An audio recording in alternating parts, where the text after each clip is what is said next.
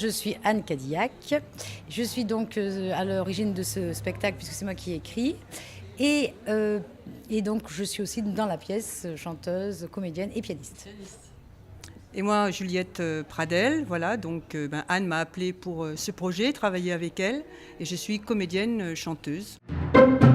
Cette idée des années folles, alors c'est une passion, c'est un thème qui vous tenait à cœur spécialement? Oui, tout à fait. J'aime vraiment beaucoup cette période dans ce qu'elle a apporté d'innovation, de création, de troubles et de créativité, mais aussi parce que c'est une époque qui résonne, je trouve, énormément dans la nôtre. C'est-à-dire c'est un jeune siècle tout nouveau qui est étourdi de progrès, qui finit par la guerre de 14-18, une horreur phénoménale. Et sur ce débris d'un monde ancien, en fait, des gens qui se disent tant qu'à faire tout est détruit, on repart à zéro et on reconstruit tout. Voilà. Donc ça pourrait être un thème actuel. Je trouve qu'il y a quand même certaines correspondances. Voilà. C'est un peu ce qu'on dit aussi à la fin du spectacle, voilà, qu'il y a quand même une correspondance de cette foi comme ça. Ils ont eu foi tellement dans le progrès, dans les choses. Voilà, il y a tout qui leur est tombé dessus. Et ils sont repartis dans une espèce de désir de vraiment faire le ménage et repartir à zéro. Au niveau de la construction, de la mise en scène de ce spectacle, qu'est-ce que vous avez voulu faire passer comme message tout au long de la création en fait? Tu veux répondre, Juliette? On a une metteur en scène déjà. Oui, on a une metteur en scène, oui.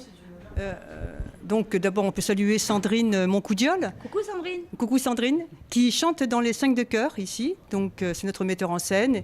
Et donc elle a vraiment travaillé sur, je dirais d'abord, les deux personnages de la conférence. Donc un travail d'abord de clown. Le clown blanc et un petit peu le clown Auguste. Et c'est vrai que voilà, elle a été très, très inventive, elle a vraiment cherché à creuser à partir de nous pour qu'on trouve nos personnages, voilà, que ce ne soit pas quelque chose de plaqué et que les chants aussi et les chansons ressortent avec une véracité, une sincérité. Vous voyez. En fait, ce qu'il faut noter dans l'écriture du spectacle tel qu'il est écrit, c'est qu'il y a vraiment deux univers. C'est-à-dire il y a une conférence aujourd'hui devant les gens du public d'aujourd'hui, donc qui est prise à partie aussi, qui est aujourd'hui une conférence sur les années folles qui se déroule sous la forme d'un abécédaire. Et en même temps, on switch et on joue deux autres personnages, deux artistes des années folles dans ce cabaret Le Bœuf sur le toit. Ça se passe en 1929, plus précisément en octobre 1929, quand le krach boursier va mettre la fin à cette petite parenthèse enchantée. Et donc le travail du metteur en scène, ça a été vraiment de créer deux espaces, un espace conférence et un espace show du cabaret. Qui fonctionne très très bien. Voilà. Et le but étant à la fin, comme on le voit, c'est que les deux univers se rencontrent parce que finalement...